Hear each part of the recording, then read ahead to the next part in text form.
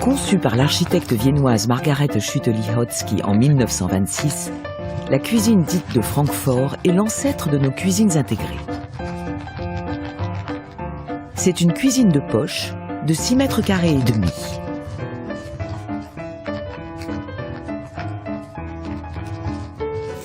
Entre la cuisinière et le placard à casserole, reste tout juste 86 cm pour œuvrer.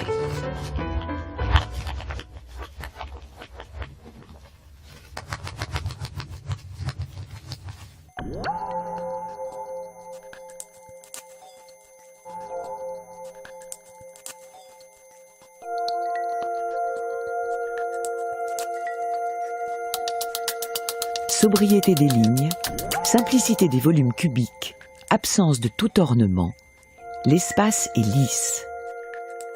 L'élégant ocre jaune des carreaux contribue à une luminosité solaire. À droite, un pan de mur doublé de rangements. Préfabriqués en atelier, les éléments sont ajustés sur place.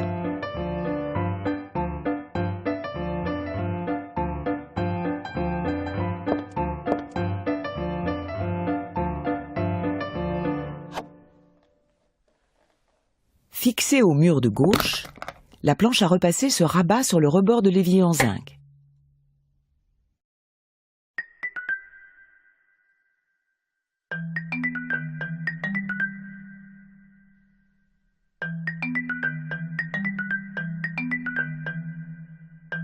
Les casseroles, dissimulées dans un placard, finissent de sécher grâce à la circulation de l'air entre d'astucieux rails en bois.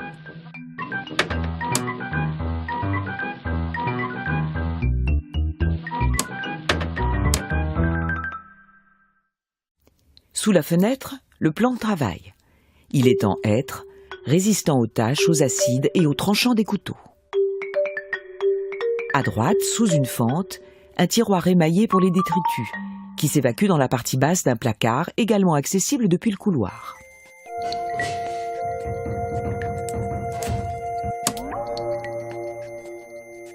Prévu dès la construction un socle de béton de 10 cm de haut. Posés dessus, les éléments bas donnent l'impression d'être suspendus au-dessus du carrelage.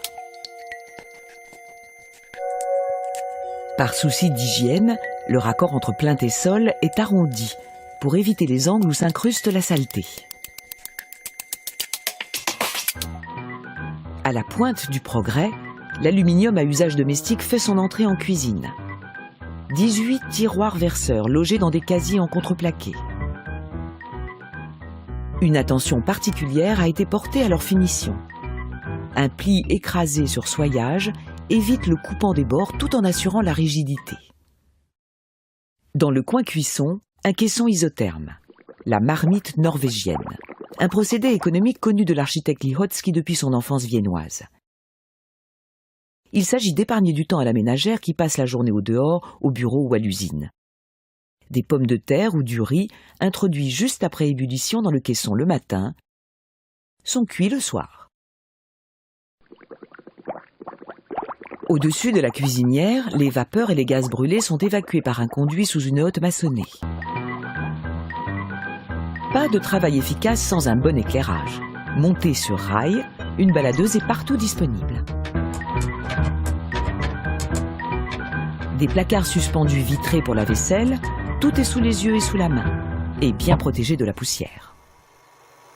L'évier placé à côté de la fenêtre, la lumière du jour éclaire les mains au travail.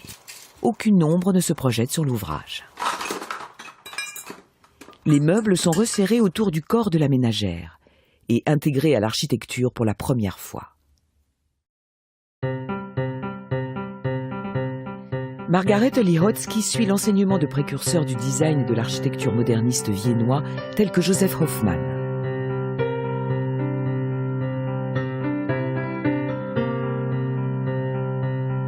On ne se fera jamais construire une maison par une femme, pense-t-on encore en 1919 lorsqu'elle sort des arts appliqués de Vienne.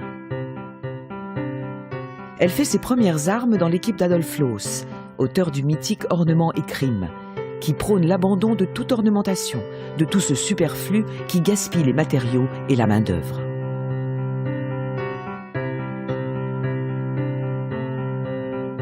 Première femme architecte autrichienne, elle est associée dès ses débuts à la construction de l'habitat social et se consacre à la rationalisation de l'espace domestique.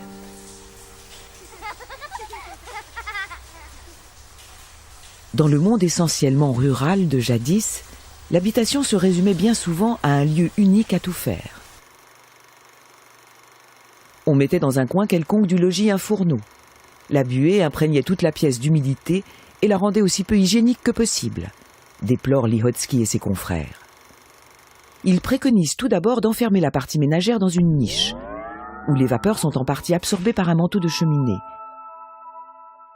Mais il reste insatisfait et décide d'édifier un mur percé d'une porte coulissante, en verre, pour conserver la jonction visuelle entre le lieu de préparation et le séjour, où se trouve maintenant reléguée la table à manger.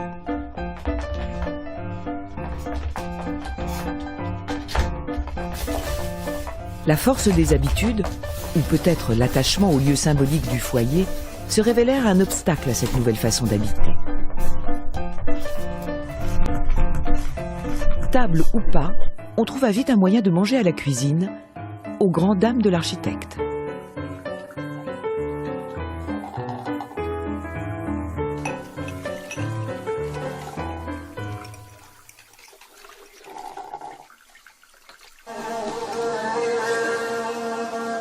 En ces années 20, les mouches porteuses de diverses maladies sont un vrai fléau et la tuberculose fait rage. Margaret Lihotzky vient de perdre coup sur coup son père et sa mère. Elle est elle-même convalescente. C'est alors qu'elle apprend que les mouches fuient les surfaces bleues et l'obscurité. Les surfaces planes seront donc recouvertes de lino noir et les placards seront peints en bleu outre-mer. L'architecte Lihotzky veut une cuisine laboratoire où règne l'hygiène la plus stricte. Ces tiroirs en aluminium permettent le stockage des ingrédients achetés en vrac.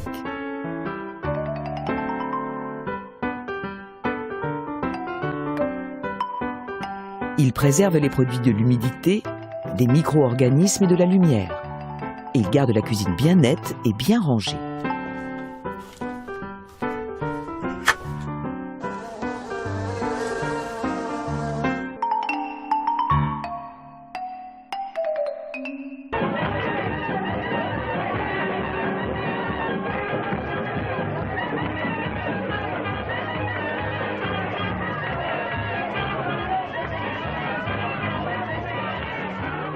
Nous sommes après le chaos de la Première Guerre.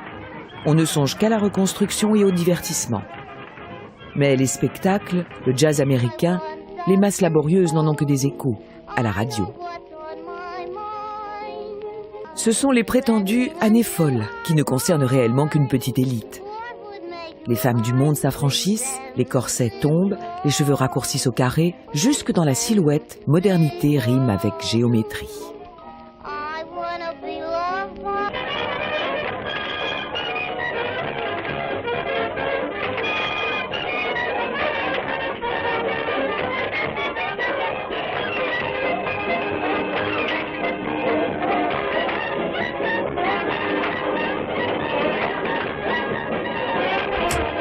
Le géométrisme strict des éléments de la cuisine de Lihotzky est en phase avec les constructions abstraites de l'avant-garde moderniste de son époque.